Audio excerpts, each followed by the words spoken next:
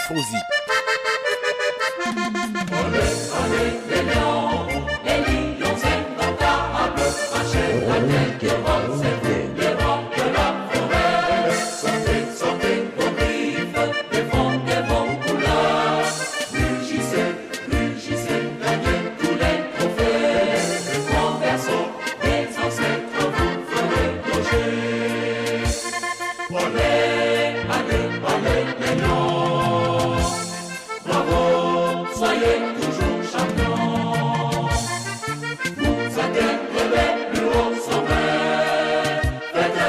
Lion indomptable du Cameroun, bras de fer entre la FECAFOOT, Fédération camerounaise de football, et le MINSEP, le ministère des Sports et de l'Éducation physique. Début avril 2024, le ministre des Sports et de l'Éducation physique, Narcisse Mouelle-Kombi, procédait à la nomination de tout le staff technique, administratif et médical de l'équipe masculine senior du Cameroun. Des nominations qui vont prendre de court la FECAFOOT qui par la suite conteste ces nominations. À la tête de l'encadrement technique national, le Belge Marc Brice. S'en suivra correspondance sur correspondance en français facile d'une part, nomination d'un second staff technique de la Fédération camerounaise de football d'autre part. À titre de rappel, le Cameroun, c'est 5 Coupes d'Afrique des Nations de football gagnées, finaliste de la Coupe des Confédérations de football en 2003, médaille d'or aux Jeux Olympiques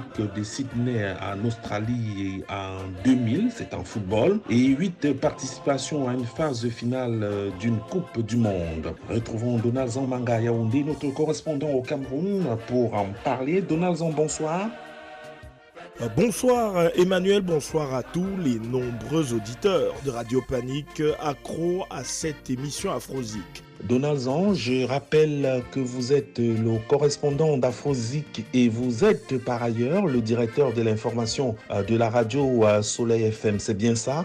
Vous ne trahissez aucun secret, je suis bel et bien le directeur de l'information de la radio Soleil FM, l'une des nombreuses radios de la cité capitale politique du Cameroun. Nous émettons en modulation de fréquence sur la bande 104.0. Nous sommes situés dans le 5e arrondissement de la ville de Yaoundé. Donald, pouvez-vous nous éclairer sur cette guerre qui prend le football camerounais en otage depuis l'annonce de la nomination du Belge Marc Brice à la tête de la sélection Fagnon? Bien sûr Emmanuel, une guéguerre, une affaire assez scabreuse qui aurait comme ça pu faire partie comme ça des affabulations, mais malheureusement le football camerounais sera à jamais impacté de cet autre épisode abracadabrantesque. Tout a débuté avec la prise de pouvoir de Samuel Eto'o-Fils. Nous étions en 2021. Il avait charrié tellement d'espoir et avait promis tellement de choses dans un programme. L'on ne peut plus alléchant, une campagne à l'américaine, et il s'était hissé à la tête du football. Beaucoup d'observateurs voyaient en lui le facteur X, celui-là même qui réussira à sortir le football camerounais de certaines pratiques moyenâgeuses qui avaient fait leur nid dans la tanière. Mais voilà, 2 années après, l'effet Samuel Eto'o tarde à venir. Toutes les promesses semblent être des illusions ou alors des fictions. Niveau résultat, ça ne suit pas procès après procès, lui qui avait pourtant promis de sortir le football camerounais de l'impasse juridique dans laquelle il se trouvait avec des procès à répétition au TAS. Eh bien, le président de la République, son excellence Paul Biya, dans une allocution dans la nuit du 10 février, vous savez bien qu'au Cameroun, le 11 février est la journée dédiée à la jeunesse. Du coup, une journée dédiée à la jeunesse, et le président a donc une traditionnelle allocution qu'il fait dans la nuit du 10 au 11. Et dans celle de cette année, le président Paul Biya avait dit de façon ouverte à qui veut l'entendre qu'il n'était pas satisfait des résultats du football. Surtout dans un pays comme le Cameroun, l'État faisait d'énormes sacrifices pour mettre cette discipline-là bien, et que dans les prochains jours, eh bien, l'État prendrait la mesure de la situation via son ministère des Sports pour comme ça pouvoir redresser la barre. Tout a commencé commencé avec la mise en place d'un comité de réflexion basé du côté de la primature et qui travaillait sur le choix du nouveau sélectionneur. Eh bien, le travail fait et le contrat de Rigobert sont non prolongés. Il arrivait à échéance et du coup, la conclusion étant, il est mort de sa propre mort.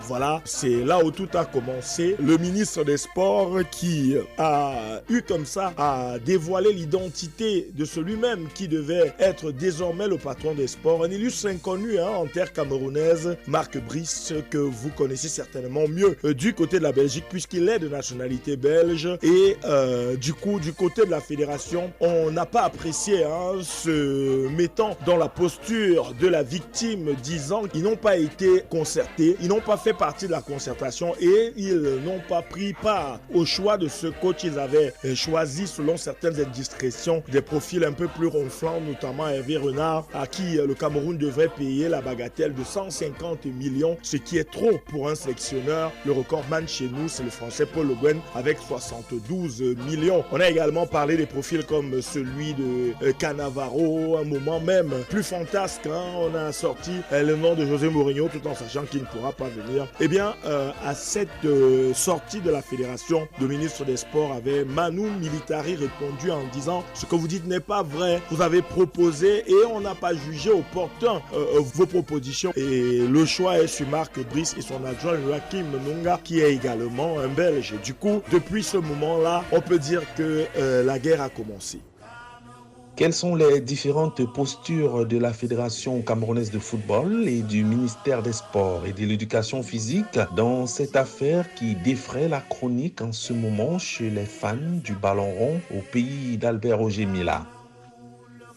Pour ce qui est de la fédération s'appuie sur une loi datant de 2014 qui lui donne le droit, selon les règles de la FIFA, de choisir le sélectionneur. D'un autre côté, il y a comme ça une abrogation de cette loi. Je parlerai notamment d'un petit arrangement qui date de 2015 et qui dit que le sélectionneur peut être choisi selon le modus operandi traditionnel, à savoir la fédération propose et la tutelle qui est le ministère des Sports valide. Mais avec cette abrogation de la loi en 2015, le ministère peut également doter la fédération d'un encadrement, surtout que c'est le ministère qui paye, parce que chez nous au Cameroun, vous savez, c'est bel et bien l'État qui continue de payer le sélectionneur. Mais le très caractériel Samuel Eto'o n'en démord pas et voudrait absolument faire entendre sa voix, notamment dans des postes où on a coopté des personnes avec lesquelles il ne s'accepte même pas en peinture. Par exemple, au niveau de la coordination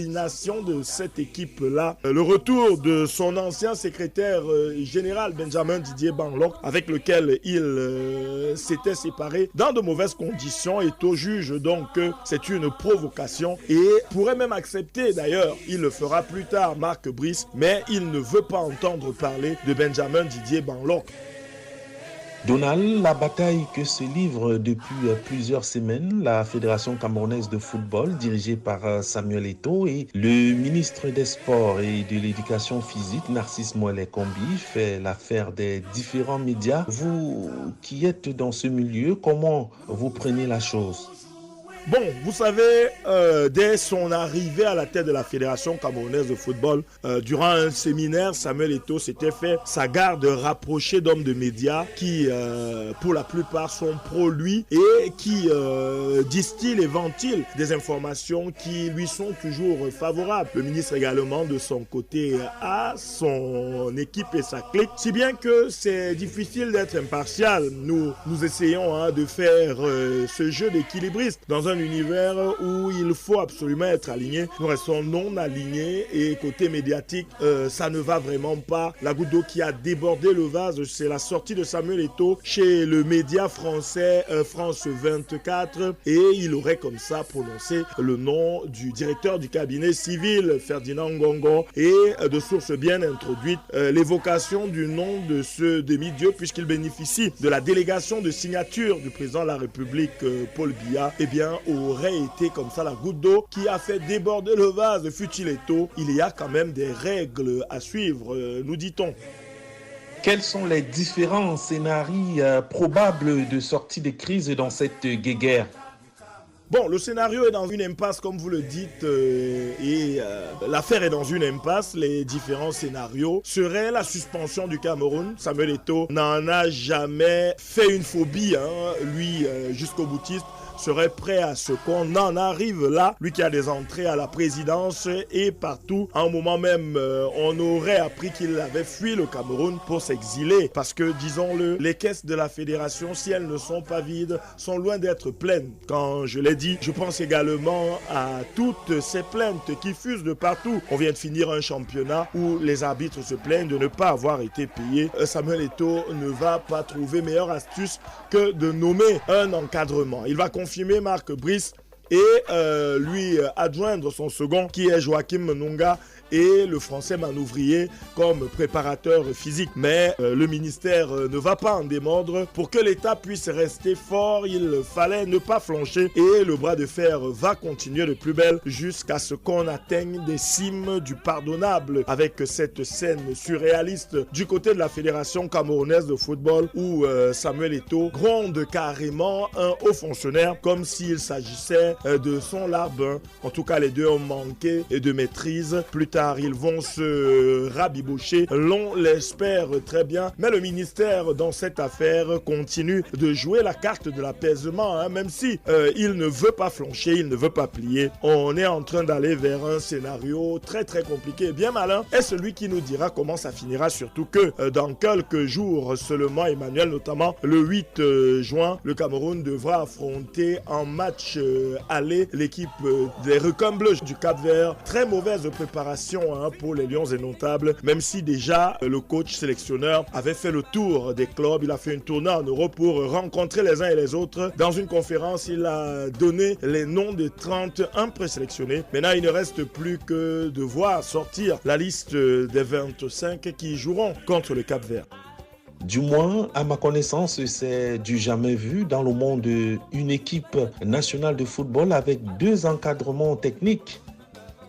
Du jamais vu dans le monde, mais vous savez, quand on est au Cameroun, on n'est pas à un ridicule près. Et même Samuel Eto'o qui a flirté avec le plus haut niveau dans les plus grands clubs aurait pu éviter ça. Au Cameroun, on dirait aussi que le ministre qui est un agrégé de droit aurait pu rester très procédurier et ça rimait à la règle de droit. Donc l'un ne saurait dédouaner l'autre, mais c'est quand même rocambolesque. Le pays de Paul Biya, le pays d'Albert Roger Mila, le meilleur footballeur du siècle lors du siècle précédent, se retrouve traîné dans la gadoue et est la risée de tous les comédiens et de tous les journalistes du dimanche qui trouvent la situation, l'on ne peut plus hilar qui leur en voudra.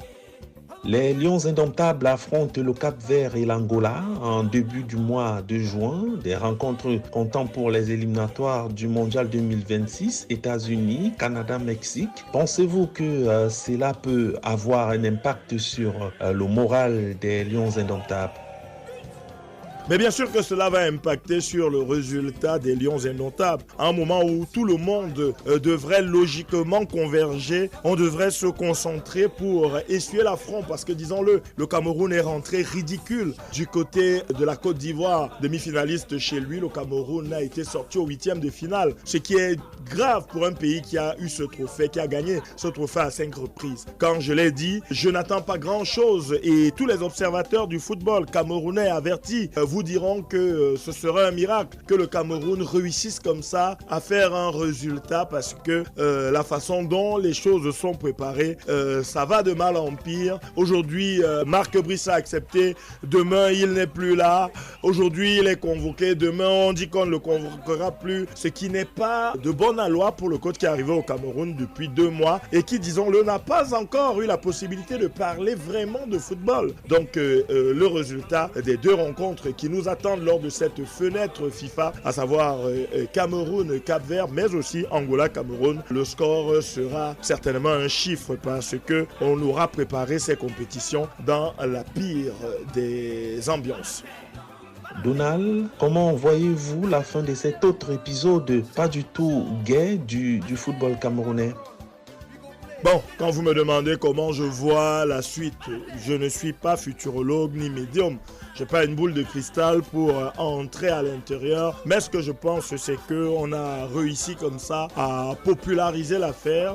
Des spécialistes du populisme, des vidéos qui auraient pu rester dans l'ordre du secret et même des informations sont aujourd'hui sur la place publique. On a même entendu certains malontrus à appeler à l'insurrection si jamais l'État, dans son devoir régalien, haussait le ton face à la Fédération camerounaise de football, qui n'est qu'une fédération parmi les 52. Son président doit être Samuel Eto'o-Fils, mais au Cameroun, c'est celui qui donne l'argent qui doit hausser le ton, sauf si je ne m'abuse. Donc je ne saurais réellement vous donner la fin de cette affaire. Je vous dirais comme nos frères anglo-saxons, vous savez, le Cameroun est bilingue. Just wait and see, Emmanuel. Donald, merci pour vos éclairages sur le sujet et à bientôt. Merci à vous, Emmanuel. Merci aux millions d'auditeurs de cette émission. J'espère avoir comme ça apporté un certain éclairage dans les différentes zones d'ombre qui taraudaient vos différents esprits. À nous revoir le mois prochain pour une autre édition d'Afrozik, toujours sur Radio Panique.